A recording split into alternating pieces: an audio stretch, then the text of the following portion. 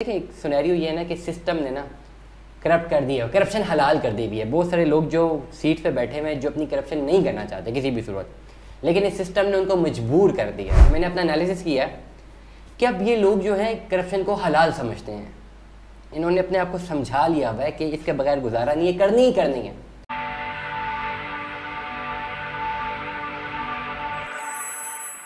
अच्छा, तो ये भी एक सवाल है, इस मुल्क से ना करप्शन कब ख़त्म होगी? ये बड़ा अच्छा सवाल है आपका कि जी मुल्क से करप्शन कब ख़त्म होगी। करप्शन मुल्क से ख़त्म करने से पहले क्या आपने अपनी ज़ाती जो करप्शन है उसको ख़त्म किया है कभी? अब आप बोलेंगे मैं तो किसी मनसब पे फाइज नहीं हूँ, तो मैं कैसे करप्शन कर सकता हूँ।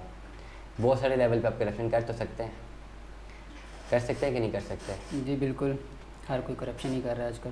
हाँ, तो करप्शन जो है ना, मैं ये समझता हूँ इस वक्त जो सिस्टम है ना हमारा, ठीक है, उसमें करप्शन जायज़ कर दी गई है। सिस्टम ने ना करप्शन को जायज़ कर दिया। मैं पिछले दिनों एक हमारे इन्फ्लुएंसर उनकी वीडियो देख रहा था और उन्होंने एक अपनी पॉडकास्ट में बता रहे थे कि कुछ टाइम पहले वो किसी सरकारी दफ्तर में गए थे और वहाँ पे जो है किसी साहब को रिश्वत देनी थी, उन्होंने 2-2.5 लाख रुपये रिश्वत देनी थी।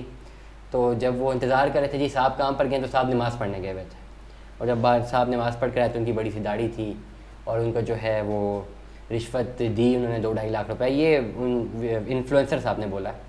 और कहते हैं वो साहब जब हमें बुलाते भी थे कि इस टाइम आना है तो कहते थे मगरिब के बाद आ जाओ, असर के बाद आ जाओ, इशा से पहले आ जाओ।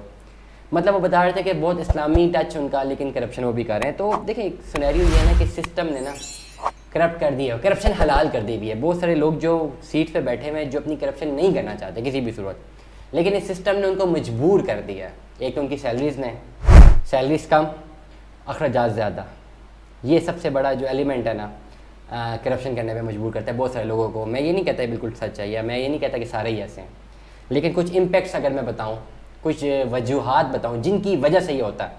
मुझे किसी मनसब पे बिठा दें आप, सैलरी कम से कम रखें, इख्तियारात सबसे ज़्यादा दे दें आप मुझे, और ज़रूरतें मेरी बढ़ा दें, क्या करूँगा मैं? इख्तियारात ज़्यादा है, सैलरी कम है, मजबूर हो जाऊँगा। प्लस मुझे ऐसे मनसब पे बिठा दें कि जब मेरे ऊपर प्रेशर आ रहा है आगे पीछे ऊपर से हर जगह से कि जी मैंने वो काम करना ही करना है, और मैं चाहूँ पैसे ले लूँ या चाहूँ मैं पैसे ना लूँ। इस पर्टिकुलर सिनेरियो में कि अगर मैं पैसे ना लूँ तो मैं वहाँ बैठ ही नहीं सकता हूँ। अगर ऐसा सिस्टम, और काफ़ी ज़्यादा इदारों में, काफ़ी ज़्यादा जो ओवरऑल मैं तीसरी दुनिया के कंट्रीज़ की बात करूँगा, सिर्फ पाकिस्तान में नहीं, बहुत सारे मुल्कों में ये सिस्टम इतना ज़्यादा गंभीर हो चुका हुआ है ना। जो इस सिस्टम हमें अंग्रेज़ लेकर गए थे ना, और जो भी तीसरी दुनिया के कंट्रीज़ हैं या डेवलपिंग वर्ल्ड है, जिन्होंने सारी ज़िंदगी डेवलपिंग कंट्रीज़ ही रहना है, वो सारे के सारे जो मुल्क हैं ना वो इसी तरह रहेंगे। ये सिस्टम उनके पास इनहेरिटेंस में आया हुआ। तो अब एक ऐसा सिनेरियो आ गया, मैं काफ़ी ऐसे लोगों से मिला हूँ जो मुझे देखा है, जिन्हें अपना एनालिसिस किया है कि अब ये लोग जो हैं करप्शन को हलाल समझते हैं। इन्होंने अपने आप को समझा लिया हुआ है कि इसके बगैर गुजारा नहीं है, करनी ही करनी है, और यही हलाल फॉर्मेट है। क्योंकि सिस्टम ने कोई लूप होल दे ही नहीं रहा। सिस्टम ऐसा कोई तरीका दे ही नहीं रहा एक ऑनेस्ट ऑफिसर को कि वो किसी तरह अपनी जान बचा ले। कहीं ना कहीं पे वो हिट हो रहा है सिस्टम से। वो अगर अपने ऑफिस में रहते हुए सही से काम करना चाह रहा है तो उससे प्रेशर जितना है कि उसको करना ही करना है। अगर चले वो किसी तरह उसको कंट्रोल कर भी लेता है, पैसे नहीं लेता लेकिन काम करना पड़ता है उसको प्रेशर में, तब भी वो सेम प्रॉब्लम आ रही है। ये सब कुछ करने के बावजूद अपने आप को बचा लेता है। सैलरी उसकी कम से कम है, अखराजात ज़्यादा है, वहाँ पे वो फंस जाता है। औलाद भी तो कहते हैं ना कि औलाद भी एक फितना है। अक्सर पढ़ा जाता था ना, जन ज़मीन ज़ेवर औलाद फितना, इन द सेंस के अब जहाँ पे औलाद आती है इंसान की, उसकी ज़रूरतें पूरी करने वाली होती है, इंसान अपने आप पे तो कम्प्रोमाइज़ कर लेता है, लेकिन जब औलाद को देखता है वो कहता है छोड़ो फिर, हमने क्या करना है, हमने कौन सा ठेका उठाया हुआ है इस मुल्क का, तो हम भी लेंगे पैसे, हम भी इनकी ज़रूरतें पूरी करेंगे। लेटर सपोज नहीं ज़रूरतें पूरी करते तो औलाद को हम तरफता हुआ देखते हैं। ऑल दो लॉन्ग रन पे बहुत बड़ा बुरा इम्पैक्ट आएगा, लेकिन क्या किया जा सकता है? कुछ भी नहीं किया जा सकता ना। तो इसलिए करप्शन, ये कह रहा है कि जी करप्शन हमारे मुल्क से कब खत्म होगी, पहले खुद तो करप्शन से जान छुड़ाए ना। अभी मैं मरी से वापस आ रहा था तो मेरे साथ एक बड़ा अजीब सा इंसिडेंट हुआ है। मैं उतरा हूँ, मैं हालांकि मैं आज चले के बाद भी मैं करूँगा मरी वालों के पॉइंट ऑफ व्यू से, कि बहुत सारे लोग आजकल सोशल मीडिया पे कैंपेन भी चल रही है जी बाइकआउट मरी, और काफ़ी सालों में चलती रही है कि जी वो लोग सही से बिहेव नहीं करते। आज मेरा भी मरी से वापस आने का एक्सपीरियंस है। मैं आज आ रहा था तो मुझे रास्ते में गाड़ी रोकनी थी, मुझे कुछ टक शॉप लेनी थी, तो मैंने 1000 रुपये अपने पॉकेट से निकाला और मैं उधर गया, उनसे मैंने चीज़ें बाई की, 550 की चीज़ें बाई की, 450 उन्होंने मुझे वापस किया, 1000 रुपये मैंने उनके टेबल पे रखा। एक बूढ़े से अंकल से थे जिनकी शॉप थी। मैं गाड़ी में बैठा तो वो बेचारे बाहर आ गए कि बेटा आपने 1000 रुपया नहीं दिया। जब मैं उनको पैसे दे रहा था ना तो उस वक्त एक मांगने वाली भी ना आई और उसने एकदम से प्रेशर से डाला जी पैसे दे, हमने कहा नहीं है, तो फ़ौरन निकल गई। ठीक है, मैंने 1000 वहाँ रखा और मैं आ गया तो वो अंकल बाहर आके जी पैसे नहीं है। मैं भागता हुआ गया, मैंने कहा कल यहाँ तो रखे हैं, वो कहते नहीं है बेटा पैसे नहीं है। अब वो औरत बिल्कुल सामने बाकी दुकानों से मांग रही है हमारे सामने। अब मेरे साथ मुझे पता ही है लेकर गई 1000 रुपये को, हमारे तीनों के अलावा और कोई था नहीं वहाँ पे, या मैंने उठाई है उन्होंने उठाए, उन दोनों गले में थे ही नहीं। वो कहते हमारे पास तो सुबह से 1000 रुपये की सेल नहीं है, हमारी गले में ही नहीं है पैसे। तो सबसे पहले वो मरी वाले थे तो उन्होंने कहा बेटा आप जाएँ, कोई मसला नहीं है, होता रहता।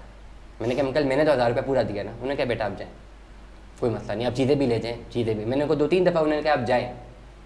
अब ये जब उन्होंने बात की, मैं थोड़ा आगे भी गया, मैं वापस गाड़ी मैंने मोड़ी, मैं वापस आया, मैंने उनको पैसे दिए 1000 रुपये। मैंने कहा कल छोड़े नुकसान था, चले मैं रास्ते में सफ़र कर रहा हो सकता है कोई बड़ा नुकसान अल्लाह ना करे होने वाला हो, चले ये छोटा नुकसान हो गया, ये 1000 रुपये का एक छोटा नुकसान हो गया, अल्लाह किसी बड़े नुकसान से बचाए। और जब मैं मरी से निकला तो बिल्कुल बादल ही बादल थे, काफ़ी टाइम तक तो मुझे कोई नज़र भी नहीं आ रहा था, तो अल्लाह का शुक्र है चले छोटा नुकसान हो गया। उनको मैंने 1000 रुपये दे दिया। लेकिन इस पूरे सिनेरियो में वो औरत हमारे सामने थी, उसको मैं रोक सकता था, लेकिन क्या उसने मानना था कि मैंने 1000 रुपये उठाया? नहीं मानना था।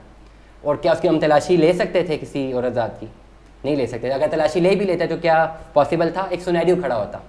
तो मैंने ये सोचा कि बस छोड़ो जाने दो। अंदर से दिल की भी एक आवाज़ आई है कि यार ये क्या करे, तो गलत है, उसने चोरी की है, वो गलत, उसको गलती से तो रोको। अब मुझे पता है कि उसने पैसे उठाए हैं, अब मैं उसको रोकूँ, एक औरत ज़ात है, मैं पूरा एक सारे बाज़ार को भी इकट्ठा कर लूँ, तो क्या उस औरत की कौन तलाशी लेगा? पुलिस को बुलाएंगे, क्या करेंगे? एक अजीब सिनेरियो करेंगे। तो अंदर से आवाज़ आई कि ये करो कि वो ठीक हो, जो उसने चोरी की है, चोरी वो ना करे। बेशक वो बैगर थी या प्रोफेशनल बैगर थी, किसी माफिया के पास पैसे जाने या उससे बच्चों को जाके खिलाना है, दैट्स अनदर पॉइंट। तो मेरे जहन में ये आया कि मैंने कहा कि चलो कुछ कर भी लें, हम उसको समझा भी लें कि ठीक है, तो हम कौन सा बाय बुक चलते हैं, हम कितने कानून दिन में तोड़ते हैं। उसने चलो 1000 रुपये का कर ही लिया ना, कुछ वो किसी न किसी के पेट पे जाएगा या किसी बैगर माफिया के पास चला जाएगा। आई विश किसी के पेट में चला गया, आई विश वाकई उसके बच्चे भूखे, वो कह रही थी मेरी बच्चियाँ भूखी हैं, आई विश उनकी बच्चियों के पेट में चले गए वो पैसे। आई विश चोरी की है उसने, चलो अगर उसकी बच्चियों के पेट में जाता है तो मैं माफ़ भी करने के लिए तैयार हूँ, मैं ऑनर कहता हूँ। लेकिन मैंने ये बात सोची है कि हम उसको ठीक करने निकले तो हम खुद कितनी जगहों पे गलत हैं, हम कितना कानून तोड़े, हमारे जो बिजनेस वेंचर्स हैं वो कितने डिस्टर्ब्ड हैं ओवरऑल सब कई, हम कौन कौन सी जगहों पे पैसे बचाते हैं।